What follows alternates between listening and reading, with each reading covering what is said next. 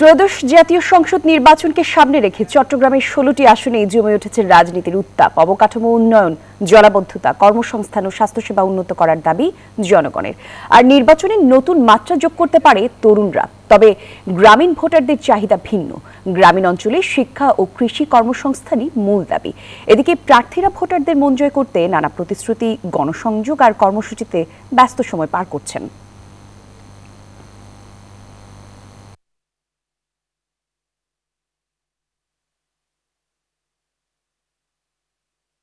আমরা সেই রকম সুনেতৃত্ব চাই যে নেতৃত্বের মধ্যে বাংলাদেশকে খুঁজে পাবো। চাঁদাবাজি, সন্ত্রাসী এইসব বিষয়গুলা যিনি নির্মূলে সচেষ্ট থাকবেন সেসব প্রার্থীদেরকে আমরা সংসদ সদস্য প্রার্থী হিসেবে আমরা দেখতে চাই। আমি একজন তাদের পরীক্ষিত নেতা, তাদের যেহেতু পাশে ছিলাম, সেই জন্য আমি মনে করি তারা সব দিক দিয়ে বিবেচনা করে আমাকে ভোট দিয়ে তারা নির্বাচিত করবেন।